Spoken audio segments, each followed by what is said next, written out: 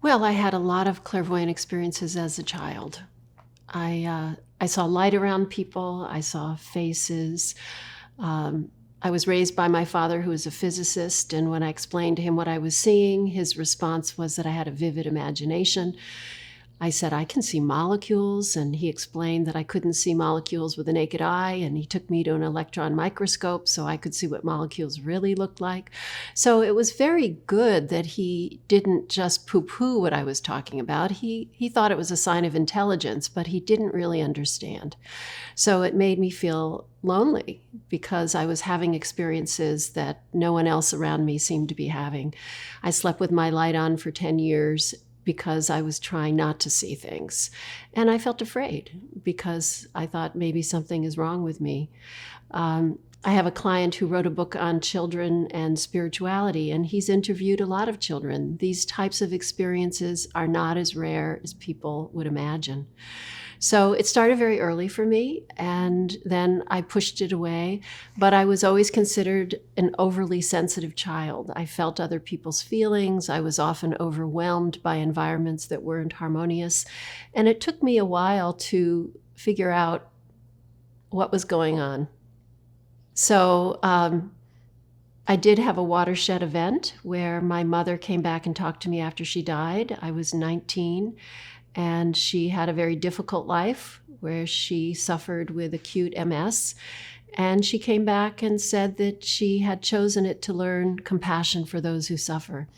And she said, no matter how things appear, if you look deeply, you'll see there are reasons and there is a justice. And then after that experience, it was as if a veil was lifted and I stopped fighting what was naturally an ability that I had had since I was a child.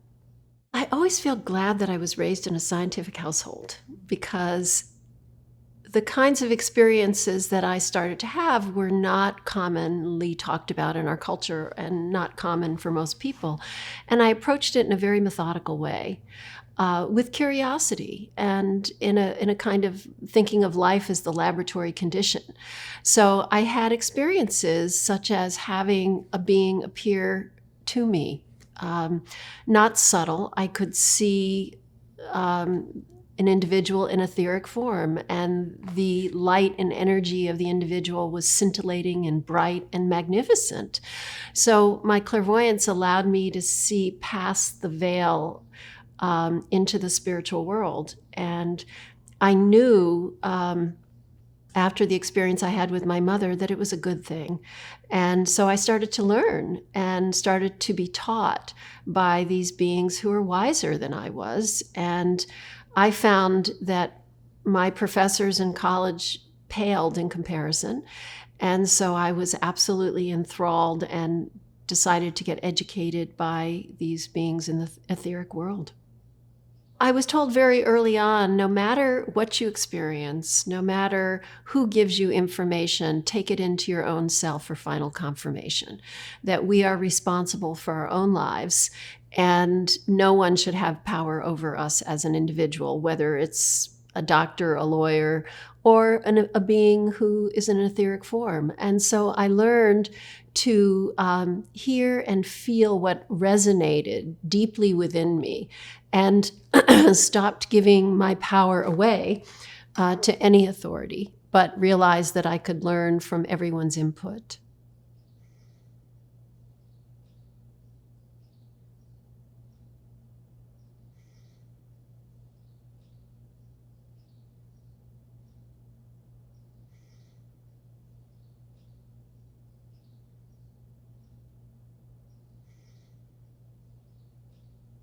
Well, I never read about the chakras, but I'd heard about them from other people.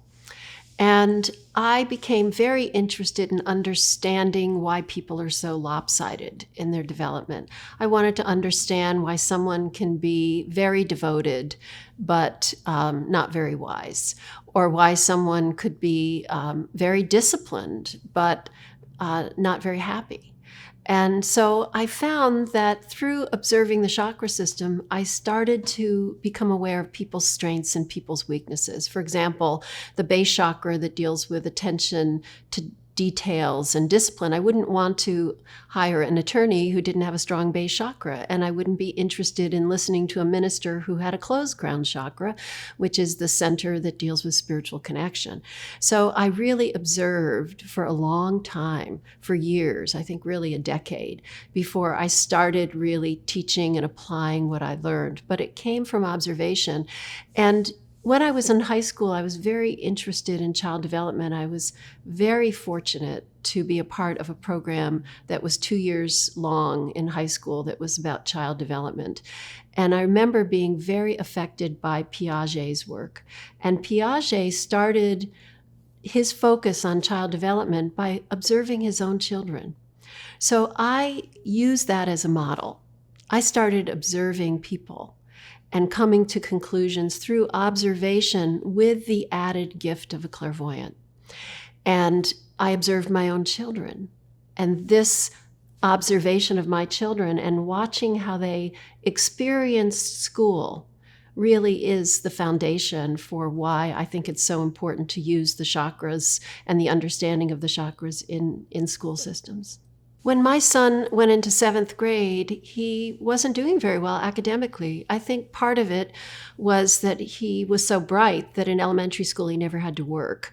And so he would just slide by and do well. And when he got to 7th grade and he started learning a language and higher math, he needed to work, he needed to study, and he didn't know how. So I actually hired him a tutor who created a learning skill class for him. And I said, I want you to teach him how to study for a test. I want you to teach him how to research for a paper.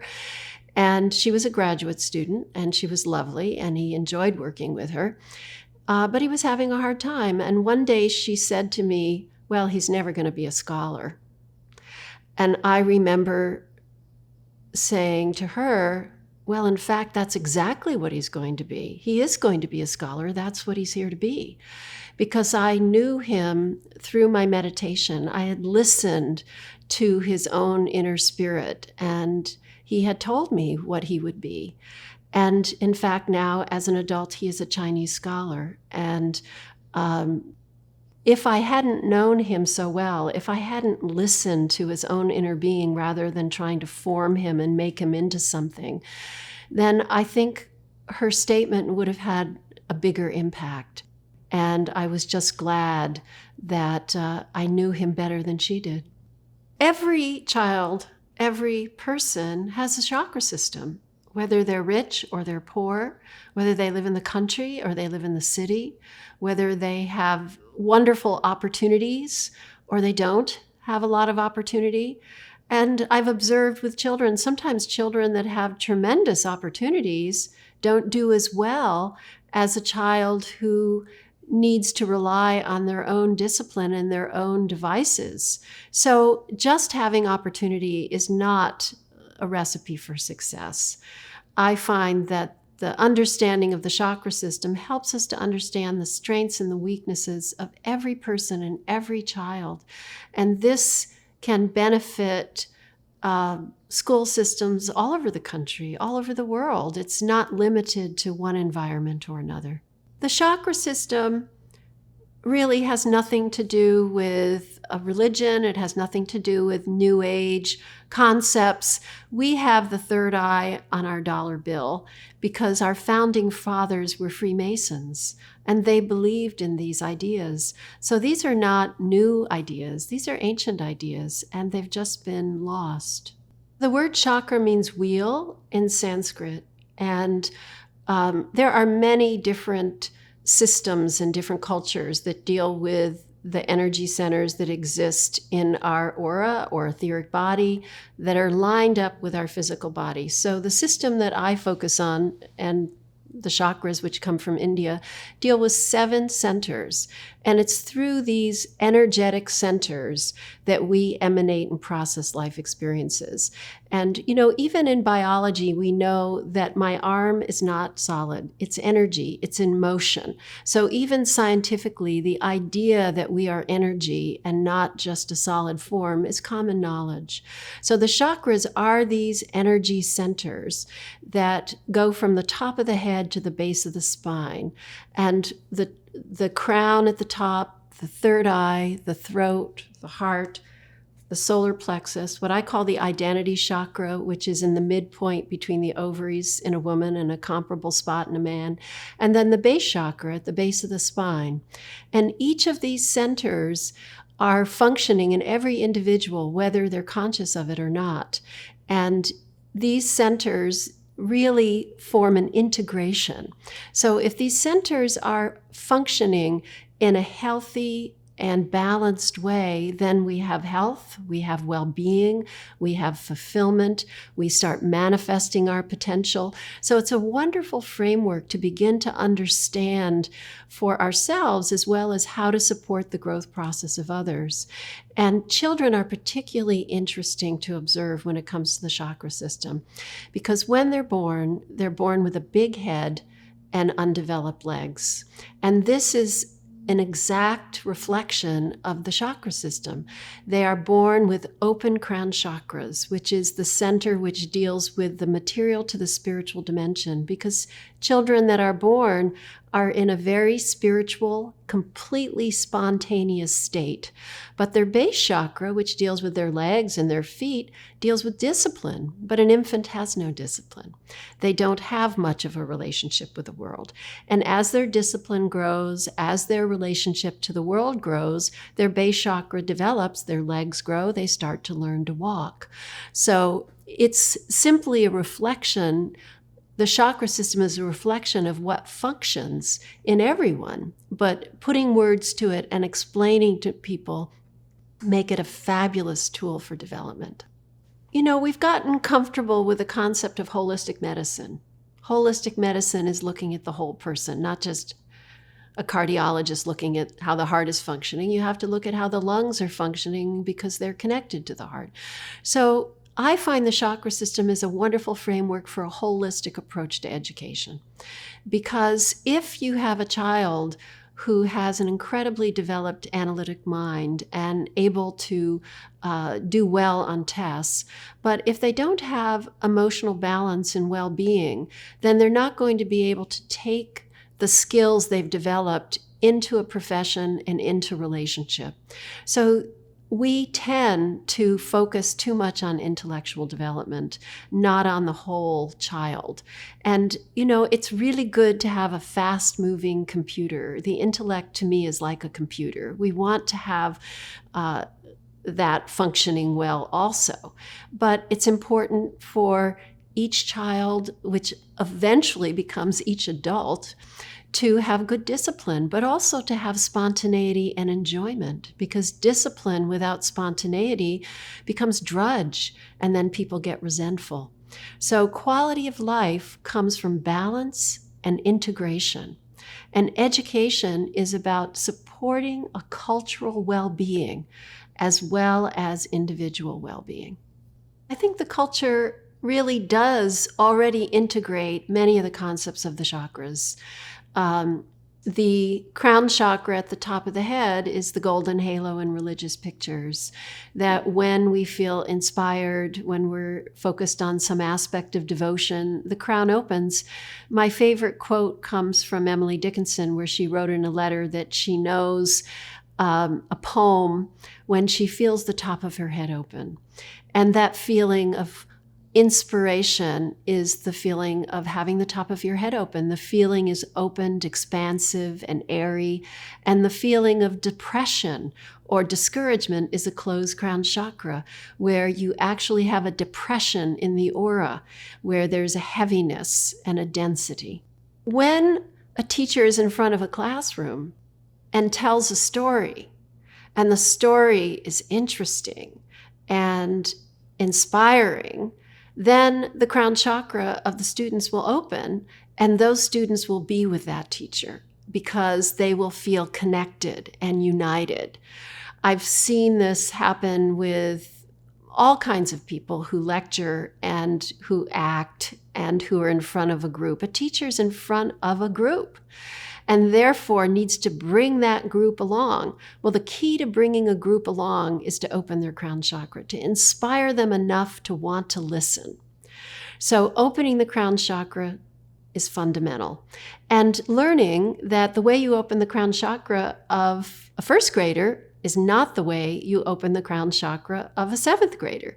What they're interested in, what they're inspired by is different. So you need to know your audience. If you want your class to be with you, you need to open their crowns. It makes it very black and white. It's opened or it's closed. Not only do the crown chakras of children need to be open, but the crown chakras of teachers need to be open.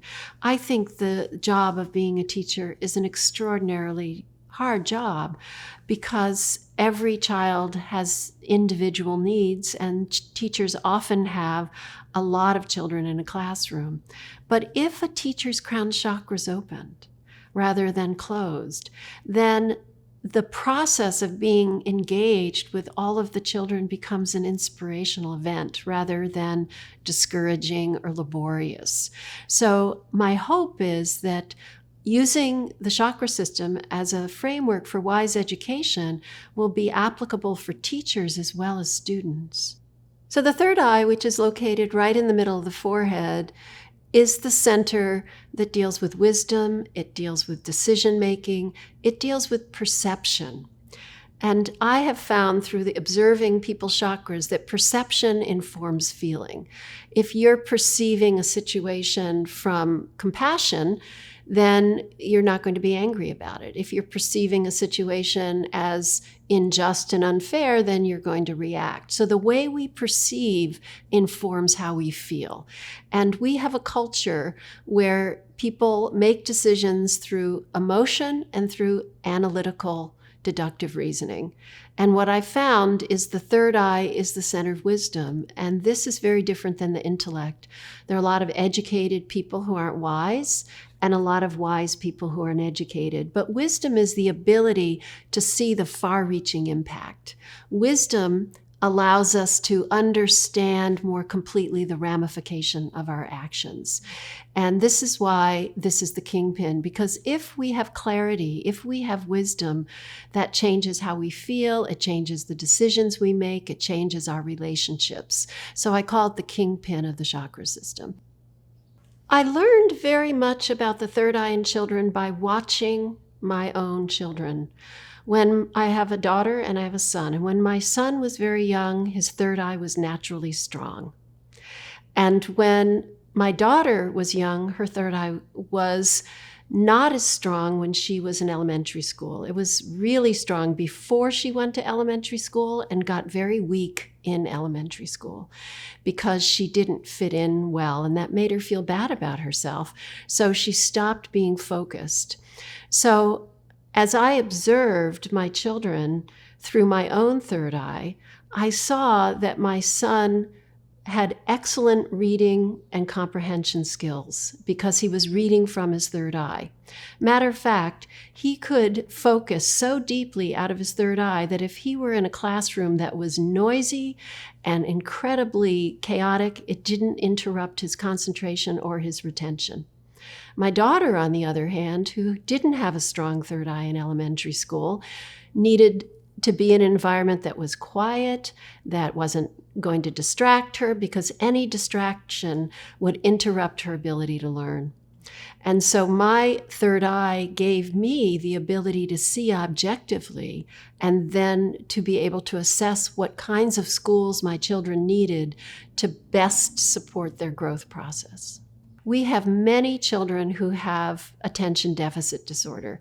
My observation is that's a focus problem.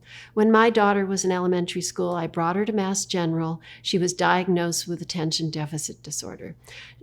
It was suggested that I put her on medication. I said, no, thank you.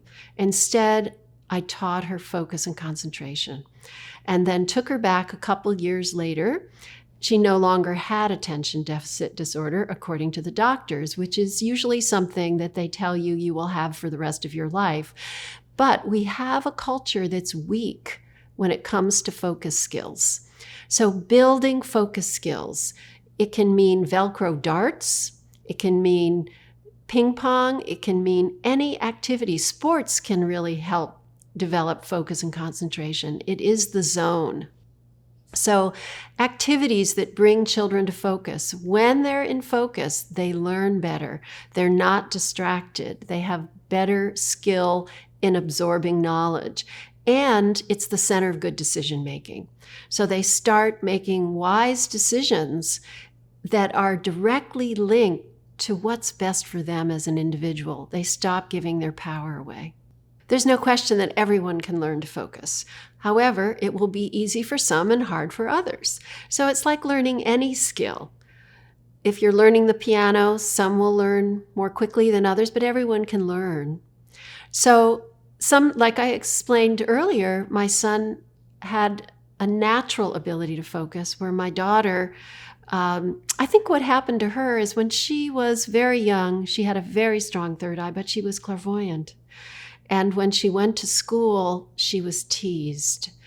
And so she stopped wanting to focus, because when she did, she started to have experiences like her mother, and she didn't want to be odd and rejected. But the ability of focus and concentration can absolutely be developed like any skill, like handwriting or reading. Think about reading. It takes children often a number of years to become good readers. If the third eye was valued culturally, everyone could develop it. Attitude really doesn't have much to do with it, except the attitude that I can. Just that I can focus versus I can't focus. It's really, some chakras are radically affected by attitude. The third eye is focus and concentration alone.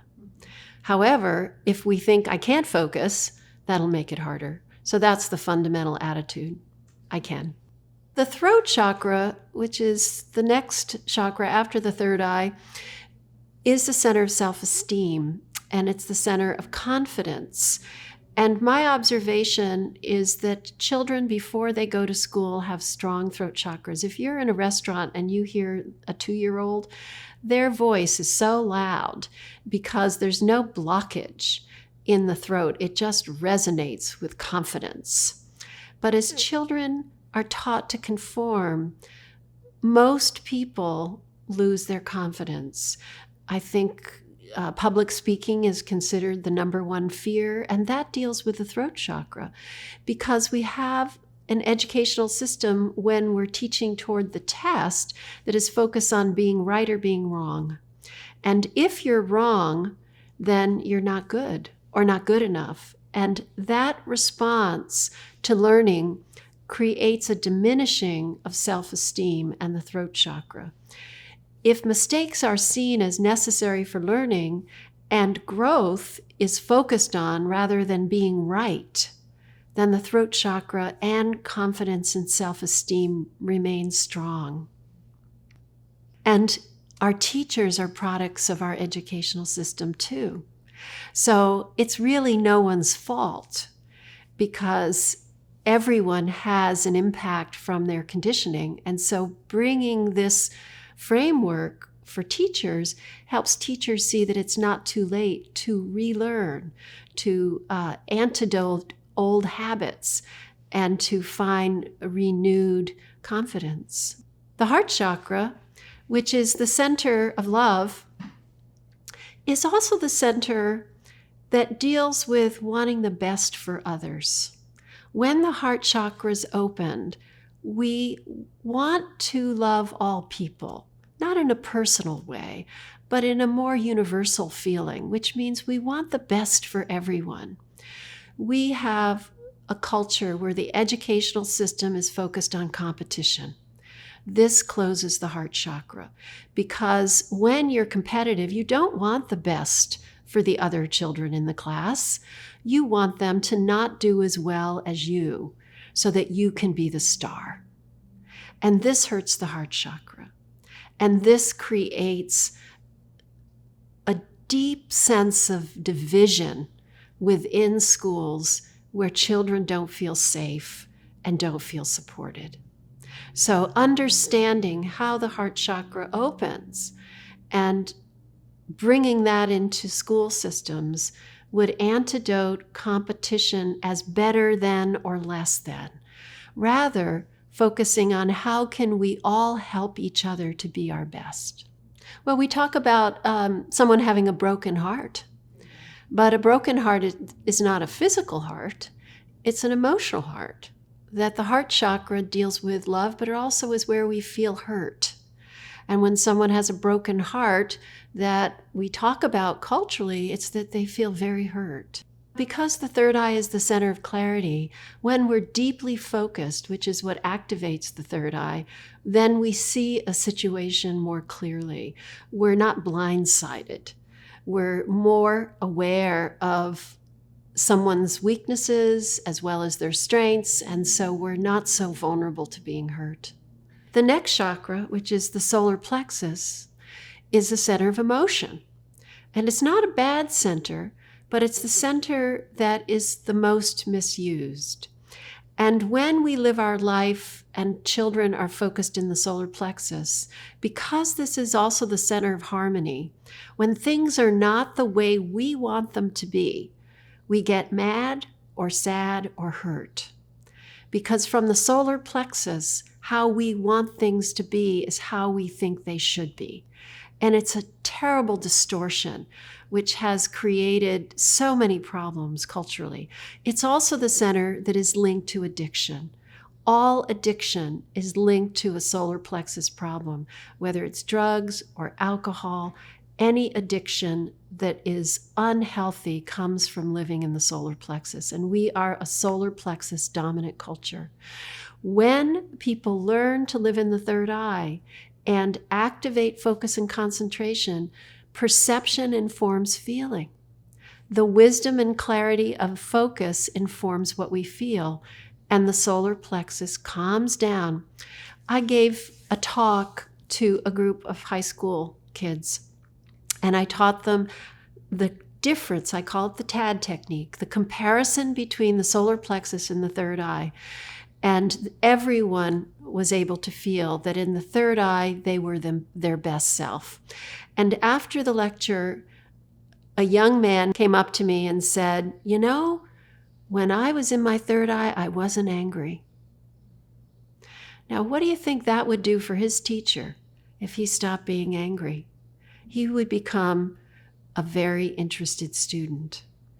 And it was so beautiful because it was clear in his appearance that he was living in rebellion. And that rebellion was anger, and it was solar plexus generated. Healing the solar plexus is one of the most important things that we can do for ourselves, for our children, for our culture. And I think of the solar plexus as very much linked to the digestive system, because if your digestive system doesn't work, you can't absorb nutrients, and then your whole body will suffer.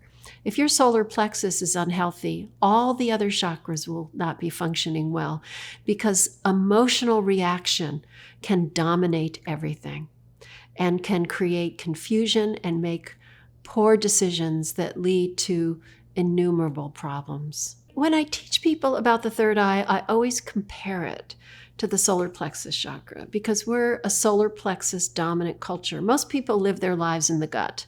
Matter of fact, some people think that's a good idea. My observation has shown me that it's not the best approach. And I think of the contrast between living life focused in the solar plexus and living life in the third eye as the difference between slouching and sitting up straight. So when I'm focused in my third eye, I feel erect, I feel tall, I feel clear, I feel confident, I don't feel self-conscious, and I don't feel judgmental. When I'm in the solar plexus, I feel more vulnerable, I feel more self-conscious, and I'm more likely to be judgmental of myself and others. Now, that is not always universal, but what I have found as universal is that when we do focus out of our forehead, then we do step into our wisest and best selves. I first really learned the importance of the third eye in the grocery store. And, because I have a clairvoyance, I also have a clairaudience. And so I've had innumerable experiences conversing with beings in the spiritual world. And in my 20s, I was having trouble with a floppy heart valve, and I started to have chest pain and tachycardia, and I became quite afraid.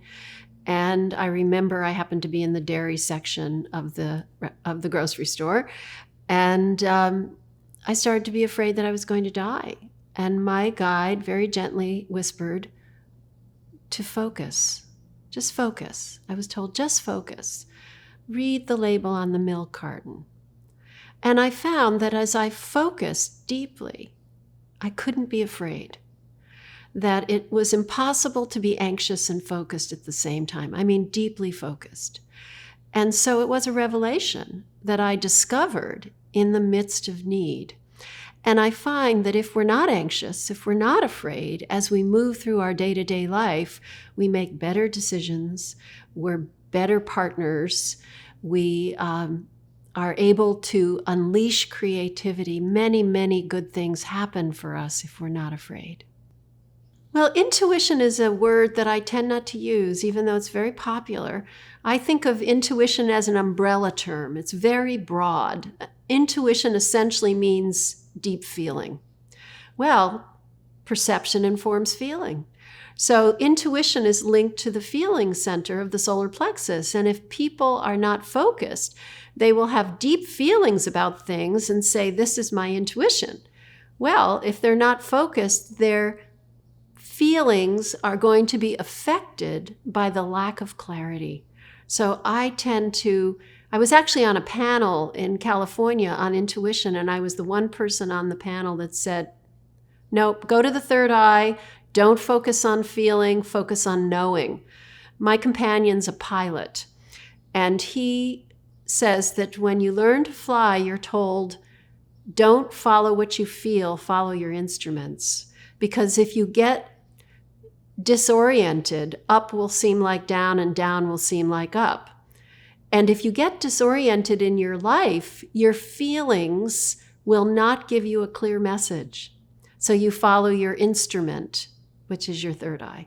So the next center is the Identity Chakra in the midpoint between the ovaries in a woman and a comparable spot in a man. And this is the center of our identity in the world. It's our persona. It's how we put ourselves out in the world. And children, when they're born, don't have a lot developed. This is a center that not only deals with attitude and focus, but it deals with what we do and how we manifest. It's the clothes we wear. It's the creative decisions we make on a day-to-day level. It is the center of creativity. And it is the center of relationships and confidence in relationship with others. So if this center is imbalanced, people are not comfortable in relationship, children won't do well in a classroom, or when they learn information, they won't know how to apply it in the world. And this center deals with balance. Adolescence is the time where many, many students are dealing with their identity chakra. Who am I separate from my parents? If the identity chakra is imbalanced one way, it creates rebellion. If the identity chakra is imbalanced in another way, it creates overconforming. When it's balanced, it creates a sense of individuality and creative expression with confidence as an individual in the world. And we are a group made up of individuals, and the group is as healthy and well-functioning as the individuals that form it. This deals with our identity chakra. The identity chakra can't be functioning well if the third eye isn't functioning well, if the throat isn't functioning well, if the heart and the solar plexus and the crown are not functioning well. This is the manifestation of all the other centers. So it is often the one that shows us how together or untogether a person is, because it's the manifestation of all the other centers. What I think is important to tell teenagers is that I want you to be yourself. You don't have to rebel against me to do that. And I really don't want you to conform to my way of doing things either. If you give a child the license to not conform, they will be less likely to rebel. If you let them learn and find their own way and teach them the third eye so that they're making decisions from wisdom instead of conforming to what their friends want, instead of conforming with their parents, then they're going to become strong, wise individuals. So the imbalance of the identity chakra is conforming or rebelling. So most children are taught to conform. Do what I say, do what I tell you to do, pick up your room, it's time to have dinner. And so their upbringing is all about conforming. So when they get to be old enough where they don't have to conform, the tendency is to rebel. But if the focus is on not conforming and not rebelling, but communication and wisdom and guidance and decision-making that includes them as an individual, then the rebellion isn't necessary. Well, I think of all people as creativity itself because we are made out of the same substance arranged differently. And I think of creativity as seeing how many different ways you can arrange a substance. So whether it's paint on canvas or words on paper or furniture in a room, it's the incredible, endless process of creative movement of substance. And because we are creativity itself, made of the same substance but uniquely arranged, we all long to express creativity, which is our fundamental nature. But creativity in the broadest sense of the word. It could be how you cook your dinner. It could be how you walk down the street. It doesn't have to be being a musician or an artist, as in a painter or a sculptor. So if we want to live fulfilled lives, creativity must be part of it. And to help children see that they are creative individuals. I've heard so many people say, oh, I'm not creative because I don't paint or I don't play an instrument, and it's missing the broader point. I think about how children are so naturally full of innovation. You know, out of the mouth of babes comes wisdom. And that's because they're not so conditioned to see the world the way society does. So if you're talking to a 3-year-old or a 4-year-old, they're just brilliant because they haven't had it conditioned out of them. You know, my father taught me complex mathematics when I was very young and could do it. But then when I went to school, math was hard for me. Well, there's something missing there. There's some problem with the way that we are educated, that little children who are so open to learning and able to absorb knowledge in the early years of life start to diminish in that capacity as they move through the educational system. The base chakra at the base of the spine is the center of discipline, and this is the skill building. But in our schools, we value certain skills above other skills. And I divide the body, the mind, and the spirit into the 3 categories that we need to be disciplined in. So obviously, we need to know how to read, and we need to know math, and we need to be good writers, and we need to be verbal communicators, and all of these things are very important, but we need to have healthy bodies. We need to have hygiene so that we're comfortable being around each other. And the body affects the mind, and the mind affects the body. So you can't separate these. To only teach to the mind and ignore the body is a recipe for disaster. And the spirit, in its broadest sense, is really the development of focus. It's the development of positivity and attitudes that support wellness. And it's the ability to listen, to really recognize that as we listen, we learn so much more. And deep listening, like I did with my son in knowing that he would be a scholar, allows us to see and understand things that are not obvious. So a newborn has a wide open crown chakra because they're connected spiritually, and atrophied base chakra because they have no discipline. And one of the great challenges in parenting or being a teacher is to teach discipline without squashing spontaneity. How to help a child learn time management, money management, energy management, development of skills, becoming responsible. A lot of people feel that when they become responsible, they can't be free anymore. That's an example of a strong base chakra. I'm responsible. I'm doing what I'm told. I'm doing what I'm supposed to do, but I'm no longer free. How many people feel that in their jobs? I'm being a responsible adult, but the spontaneity has left, and that's only for children. You know, I feel like the spontaneity of kindergarten should be in all the grades, but hard work and discipline too. It really is a fabulous combination. It's the feeling of your feet firmly planted on the ground and your head in the clouds. And that's why explaining it as a system that's the chakras that can be analyzed and reproduced is essential. I happened to be in school at a time where creativity was king and skill building wasn't valued.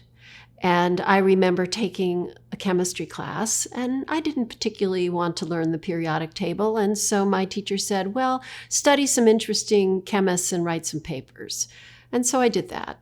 And I missed learning the periodic table, which I now regret. And so there was a feeling of, you know, let everyone follow what they want to do. I was in an English class that was student taught, and it was all about being free and being creative, and I think it was a mistake. Now a lot of kids have to focus on the tests, and that's the pendulum swinging the other way, where there's rigidity, where there's focus on taking tests and not enough creativity, not enough spontaneity.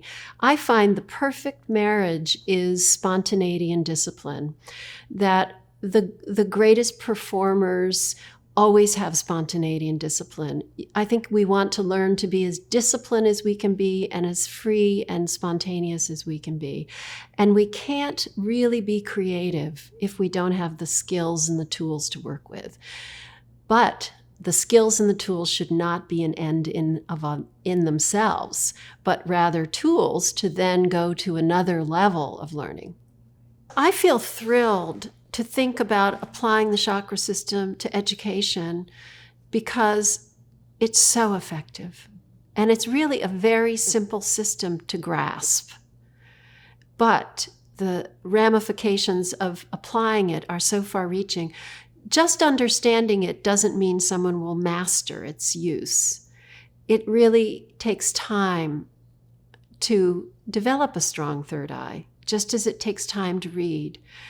We have to be self-observing and self-correcting in order to be good teachers. Well, because we are a solar plexus dominant culture, people are in their solar plexus, so there is a tendency to be reactionary to new and different ideas. And new and different ideas can be threatening, because if you've been a teacher for a long time, if you've gone through high school, college, probably even a master's degree to learn your profession, then someone coming in and saying, well, let's create change here. Let's do it differently. That can be threatening for teachers because they want to feel that they know. They want to feel that they are the authorities. After all, they put their time and their money and their years in. They should be the authority. And we do tend to see people as the teacher and the student, where I see everyone as a teacher and everyone as a student. And that emphasis on the teacher is still learning and needs to be open to innovation. And in being open to innovation, the process of teaching children will go more easily because the children will feel the openness of the teacher to learn from them. The other issue is that we live in a culture where people rush. where people feel overwhelmed. And the feeling of being overwhelmed is a solar plexus reaction, where people feel there's more to do than I can possibly do. And because of that, one more thing to do feels like a lot. And what seems very, very important is to emphasize that when a teacher learns how to activate their third eye, they will prioritize wisely. The other thing is that teachers don't want to lose their jobs. So not only is it teaching teachers, but what about principals and superintendents, and what about parents, and the idea that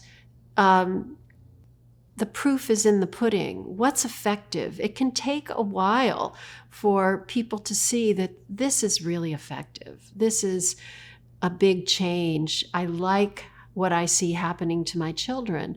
What is it that works? So it has to be pragmatic. It has to work. And this is why the idea of a pilot project feels so wonderful, because you can demonstrate the practical impact that using the chakras as a framework can really benefit everyone.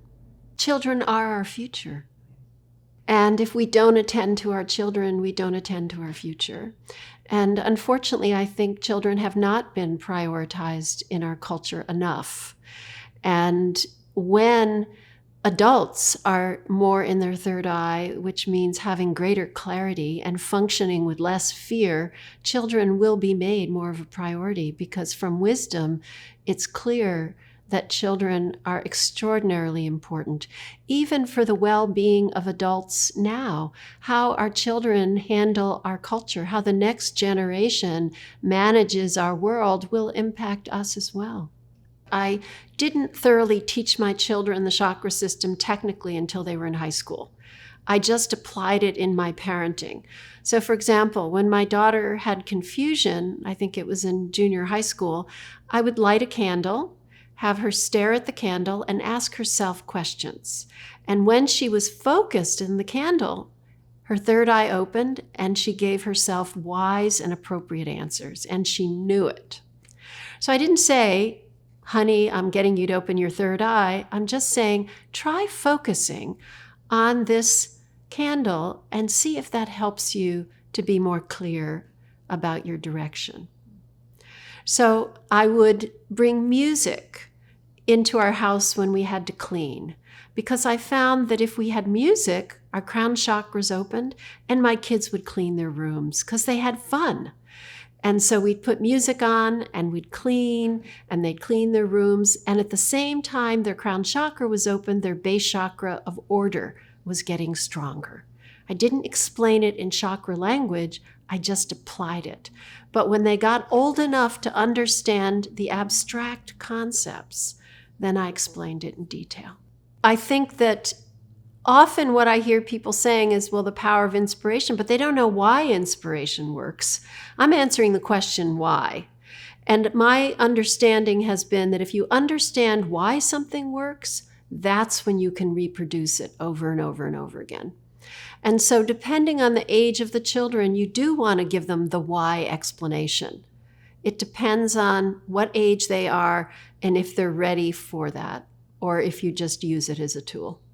A famous person that I think has one of the most extraordinary chakra systems is Nelson Mandela. He has a very strong third eye, a very strong crown, a strong throat, a strong heart. He's manifested himself in the world in a purity with power, which is a very, very rare combination.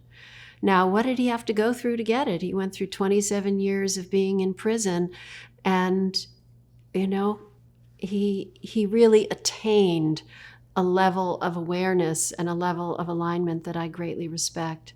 The other person that I observed on television, who I remember thinking, oh my goodness, I've never seen anyone have such great chakras on television, was Bobby McFerrin. And I just was amazed at the strength of his chakra system. He is incredibly focused, incredibly inspired, remarkably disciplined, and very loving and self-actualized. And, I think one of the other challenges to implementing the chakra system in education is it does take work and it does take discipline. And we tend to not be a very disciplined culture. We're hardworking, but not always smart working. And being smart with the wisdom of the third eye and working hard is a wonderful combination. I love the quote by my friend Ken Blanchard, all of us are smarter than any one of us. If we're going to make deep and lasting change, we have to work together in collaboration. No one person can make the impact that's needed to create the change that our world is ready for and longing for. You don't have to be a clairvoyant to know that our world has a lot of problems. You just can read the paper, or you can observe people. We have a tremendous amount of obesity. We have a lot of disease. We have people who are struggling with basics and financial security. We have an environment that has toxicity that's really harming us. And the question of our survival as a species is a reality. That's a question that really should be looked at by everyone, because our problems are great. And so my hope is that this structure will help children to be more actualized and more fulfilled and create a better environment for teachers to enjoy their profession. But more than that, I think that this structure can help individuals to step into their best selves and be contributors to a better world.